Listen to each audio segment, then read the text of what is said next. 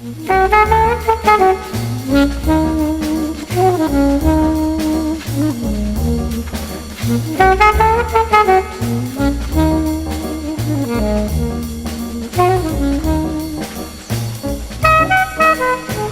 to the Summit Council Forum. My name is Fred Honold, moderator for the show, along with our host and councilman at large here in Summit, Frank Masiosi. Frank? Fred, I'm afraid to shake your hand. You're standing on this precipice here in front of a Oaks Memorial Church. I don't want you to lose your balance. Whatever it takes to get a good shot, Frank, right? All in the name of a good production. Okay. But we're doing our show here in terms of a theme of playhouses in Summit, and we've identified gateway playhouses, if you will, for the theater. We're here at the Oaks Memorial with the Stony Hill Players practicing inside at this point. Yep, a great sequel to the Summit Playhouse, which we did the last time. The building, we're on the outside of the building right now. They're rehearsing on the inside, and it is just, as anybody who drives by here knows, an extraordinary building. It was once a church, it was a Methodist church, and now it's owned by a not-for-profit and leased to various organizations, one of which is the Stony Hill Players, which has been around. We'll meet with somebody in a few minutes who will tell us more about it, but they've been around for a long time in the area and now have this building as their home. And Frank, during the time when Oaks Memorial was undergoing renovation, you were very involved in the due diligence about making sure it was just right here, the exterior, the interior, etc. Well, actually, I was on the zoning board, so it goes back a few years, because I've been on council now for 3.5 years. I was on the zoning board before that, so it was sometime during the period when I was on the zoning board that they came for a variance, and naturally neighbors were concerned. They were concerned about the usual things that neighbors are concerned about when you have something like this: intensity, traffic, safety, and so forth. But it's turned out to be just wonderful. I mean, it's not an issue at all. It's a real gem in the neighborhood.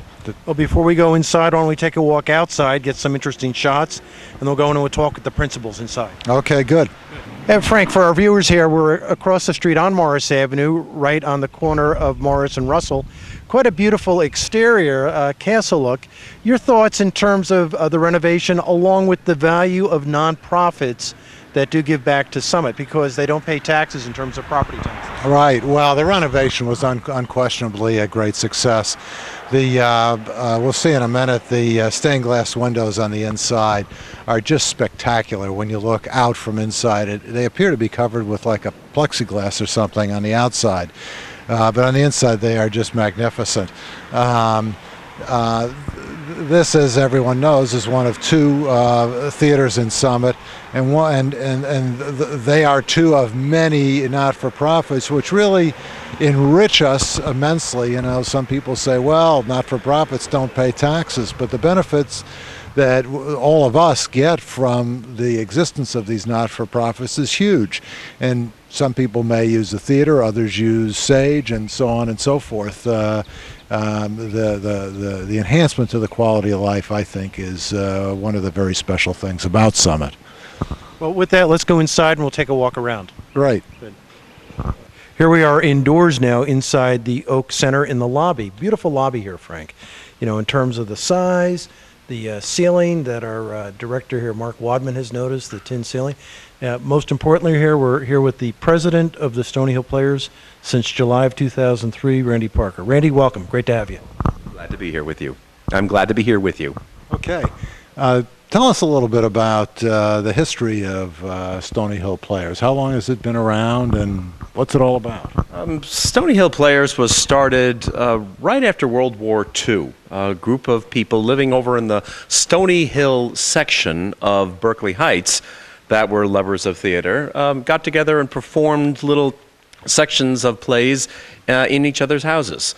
And they became a little bit more formal, and in 1947 they put on their first production, full-length production, at a school, in an elementary school in New Providence.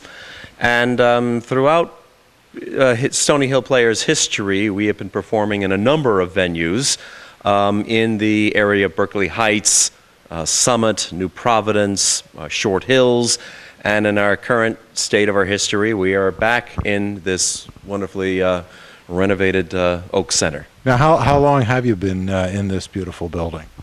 During the 1990s, we were in this facility when it was owned by the Oaks Methodist Church up in Midtown, where it was known as the Oaks Memorial Outreach Center. And they used that church as an outreach center for a variety of services.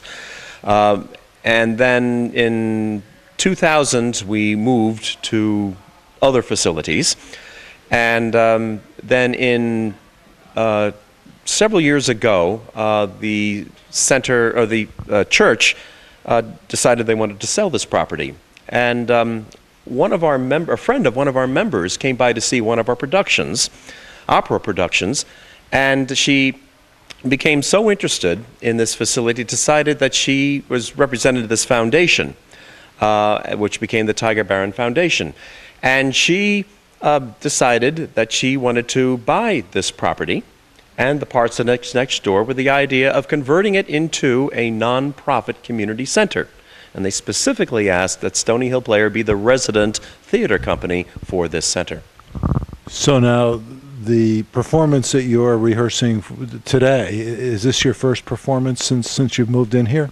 No, actually, it's our second production. We first, and since it was finished, the renovation was complete, we put on a production in late March. It was a comedy called The Musical Comedy Murders of 1940. But this is our first operatic production. Now, I noticed they seem to be singing in English. It was written, I assume, in Italian. Yes, the two operas are Suor Angelica, or Sister Angel, and Gianni Schicchi. They are two operas of what is called the Il Trittico, or the trio, which were written by Giacomo Puccini. And yes, they were originally written in Italian. We are doing it in English. All of the operas that we do are always in English. So people don't need to read the libretto before they come to listen. They can just listen and understand. Well, it's because a lot of times in opera, the plot gets somewhat complicated, and it makes it interesting. So it helps, and we will have a summary of it in the program, so they can come along, and that will help them. But their music is just so soaring and wonderful that the people will enjoy it nonetheless. I listened to a little bit of the of the rehearsal. In fact, the microphone may be picking up part of it right now, and it is uplifting. It's great. What are the performance dates? Not the exact dates, but roughly when's it going to be, so people can be aware? We open on May 31st. We will have 8 productions, Thursday, Friday, and Saturday evenings, and Sunday matinees. Sunday matinees have been rather popular for us because a lot of folks that like theater and like opera, but for various reasons find it inconvenient to come out in the evenings. The Sunday matinees work very nicely for them. And we will go 8 performances, and our last one is on June the 10th. Okay. Well, I'm looking forward to coming to one of these performances. How about you, Fred? Likewise. We're back in here by the entrance with our president for the Stony Hill Players, Randy Parker. Frank Maciosi and I are here. And Frank, I feel like we're in the sound booth of some big sports event, but I mean, clearly impressive in terms of the way you have renovated this inside. I see Rick Roberts up there on stage, a number of actors. Take us through what's going on here in terms of the rehearsal and some thoughts about the renovation on the interior. Okay. Well, we're with only a little more than a week to go. We're seeing everything is beginning to take shape. We have the bed over there. Right now they're kind of setting up the scam, which is the major part of the opera. Rick is also serving as set designer for this show. And he's a terrific job here with this little entrance on what we call stage right, which is on your left. You see the door opening up there, which is made, and this is all things that are done for each production. We have quite a bit of spare materials that we use and we reuse for various shows. Part of this renovation, you'll notice that there's tremendous lighting rig. A set of lights, those smaller lights are called Fresnels, which give the shorter range, give a nice wash on the stage. Then over on the right and the left side and behind the stage, we have these longer, more cylindrical lights that are called Lycos. Those are used for giving specific lighting effects, like blue lights or red lights that are part of the show. Part of a show, in addition to rehearsing, is you have to design the lighting. So that is a part of what we are doing, and as we get closer to the actual opening, you'll see all those things being put together. So it's all very exciting as to when putting the very different aspects of singing and costuming and lighting and set design and putting that all in the music and putting that all together. It's really the thing that draws a lot of us to the theater. Frank, Randy clearly gives us a comprehensive overview. You can see all the complexities that go on, just the thoughts about the lighting, the orchestrating, all that Rick is doing, and the talent here is impressive. Now, Frank, I don't think I'm going to be auditioning anytime soon for this. Thank goodness for that. I've just, the last minute or two, I've been listening more to their performance than to what you've been saying, and it's just these folks are all technically amateurs, right? You hate to call them amateurs because they're so good, but they're not paid professionals. Well, some of them are what we call emerging professionals, where they have had some degrees or advanced degrees in vocal performance, and they're on the threshold of starting a professional careers. Okay. None of the people that you see here are paid. They are all doing it because they enjoy theater. It's a nice mix between those that are emerging professionals. Some of them are from New York City, and a lot of people, though, are right from our area. I mean, I've lived in Summit for 24 years, and I've become involved in this. Other people live in New Providence, other people in the surrounding towns. But it gives to show that it does demonstrate the tremendous amount of talent that is just within our immediate area. And that's a lot of why people here come to these type of performances. The acoustics in this chamber are just perfect for opera. It's just it's not too big, and the voices just belt out, and it's moving. It clearly is, Frank. You might want to consider this for an approach to future council meetings, right? It would clearly get attendance in the halls. The voices are superb. Randy, what draws both the performers, and my sense is you probably have a pretty loyal audience to follow the Stony Hill Players? What's the attraction? What's the draw? Well, I'll make an example of somebody who had come to see our production of The Magic Flute by Mozart 3 years ago. And they compared that with the much publicized production at the Met, the Metropolitan Opera. They said they liked our production a lot because they really feel that when they come here, they're really a part of the scene. Because everybody is very close to the stage. Sometimes just within a few minutes, we can have entrances and exits right down the aisle or on the side. So they really feel that they're right on top of the situation. That's where they feel that we can give is opera, but in a very intimate scale. Well, I mean, it really is an intimate feel. And clearly, just from being here, I'm inspired to come to future performances. Now, along with you, who are the other key members behind Stony Hill Players that keeps it in such a prominent space in town? Rick Roberts is the former president of Stony Hill Players, and he has been involved in both onstage and offstage in many different roles. Bill Dembow, who you see up on stage in the tie and the shirt, he and his wife Jean have been integral to our productions of operas in the last over 10 years. Jean is director of the second opera, is she not? That is correct. Jean is directing the second opera, the one called Suor Angelica. Interestingly, another good thing for Stony Hill Players is it gives people an opportunity to try out different things that they would not be able to do.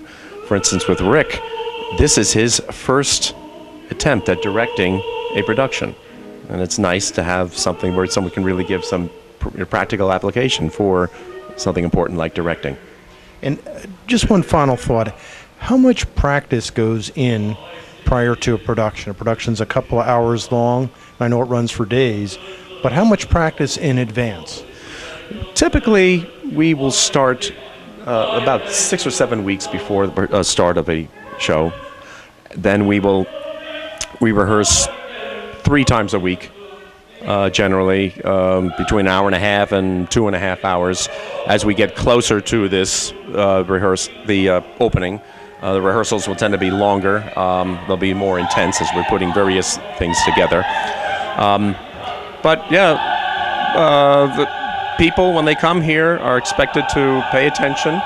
It's a professionally run environment. You pay attention. They follow directions on there, listen to each other, help each other, and then it goes on.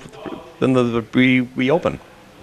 I noticed the director looking back here from time to time. If you're missing any lines, don't do that. Just belt them out. It's, you know. Well, this is a case, and this is a perfect example there. The gentleman in the suit was filling in for me because he happened to know the lines, but those are lines that I would be singing. Oh, really? Oh. Now, there's one thing we should clarify for viewers.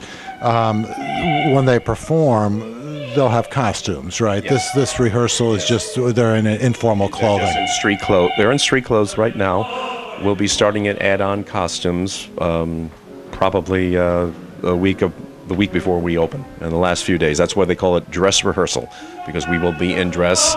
Eventually, we'll be adding on makeup for the last couple of rehearsals. We'll also be adding on orchestra. This will I should mention that this will have an orchestra of 8 musicians plus piano.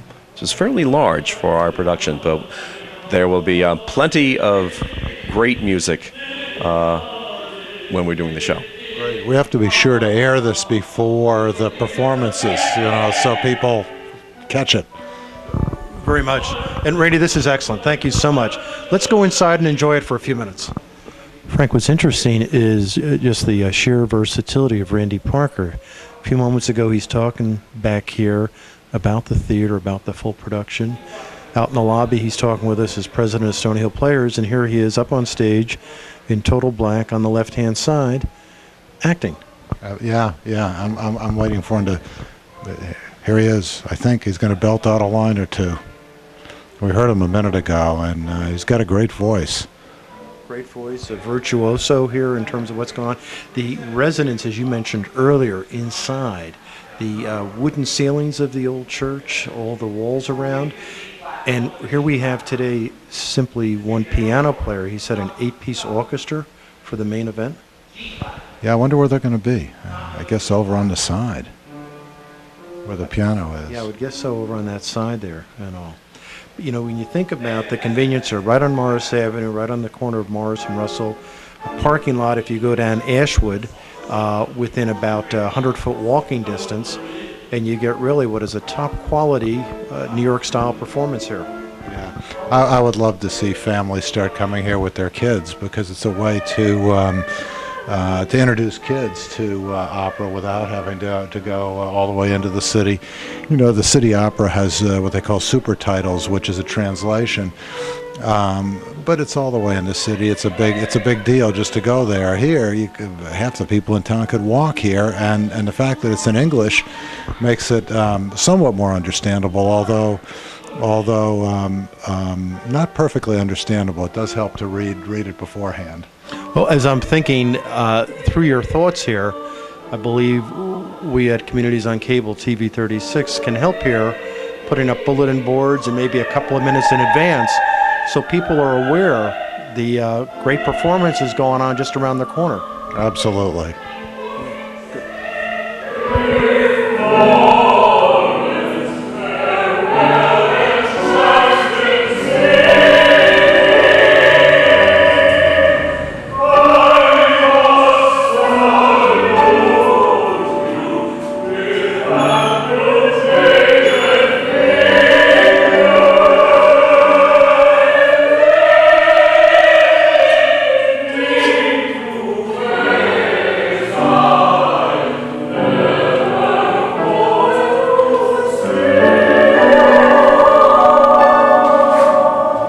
We're here in the lobby with Rick Roberts, who is facility coordinator for the Oak Center, as well as the director-producer for Johnny Skiki. Rick, great to see you. Also a good friend over the years. How are you? Yeah. I'm fine, thank you. Frank, this is pretty amazing. When a few years ago I had the opportunity with Rick, before what we see today became what it is, Rick walked me through here in terms of the vision and the dream. Yeah, it has become something very, very different from what it was previously, and now it's, I understand, the home of quite a number of not-for-profit organizations. We've been talking a lot about Stony Hill Players, but they're just one, isn't that right, Rick? Okay, yeah, that's correct. We have the Summit Homeless Intervention Program is one of our tenants here, as well as several AA groups meet here. And we also have a couple of other prospective tenants. So we're expecting some other nonprofits to move in very shortly and fill up the space. That's great. But Stony Hill is one of the main tenants here, but not the only tenant by any stretch of the imagination. So as we think about the center back here, Rick, I remember with the construction, there's a lot that we see actors coming off stage right as we're talking here, right? Yes. But as we you started out a few years ago, what is the capacity inside? What is the usual audience, and what should people think about attending here coming forward? Never a dull moment here, huh? Robber, robber, you dirty thieving robber!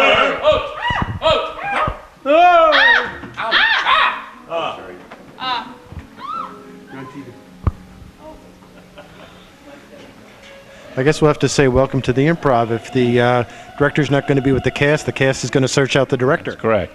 Okay, you were asking about the capacity. The capacity is bench seating, of course, and the estimates range from 120 to 150 seats.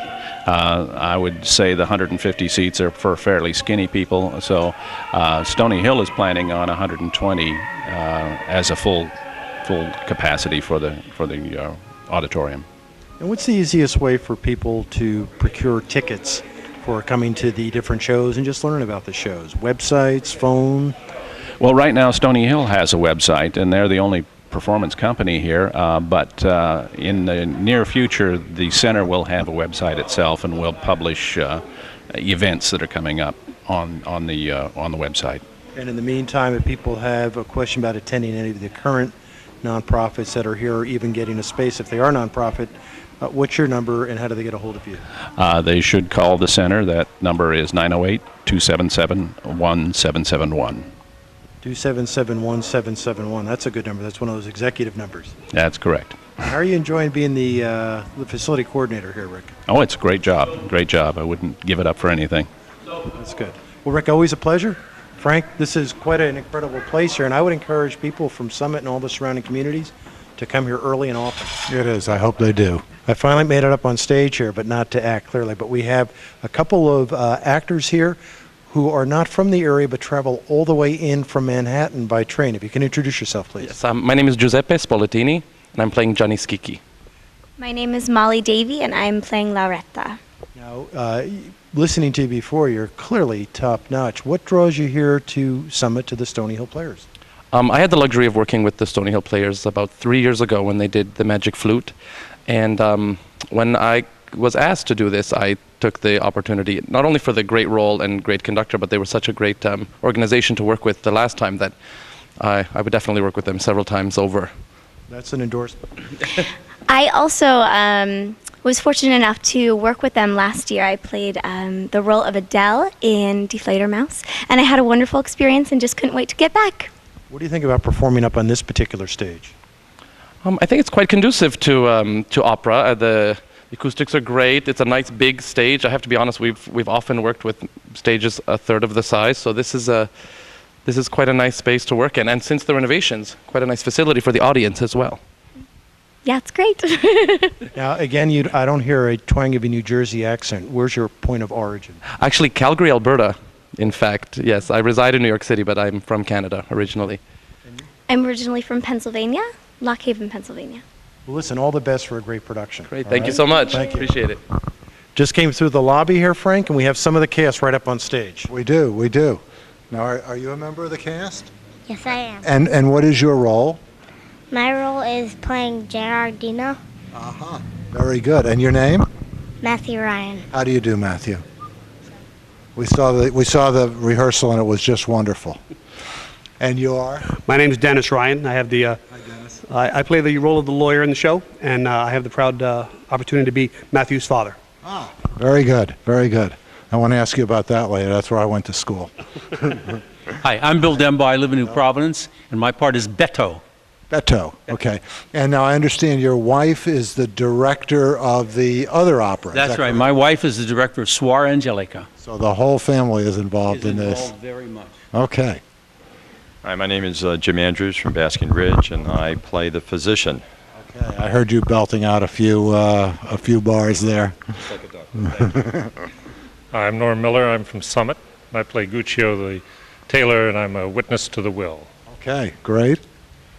Hello, I'm Meredith Ellis. I'm from Secaucus, and I play La Cesca. Okay, great.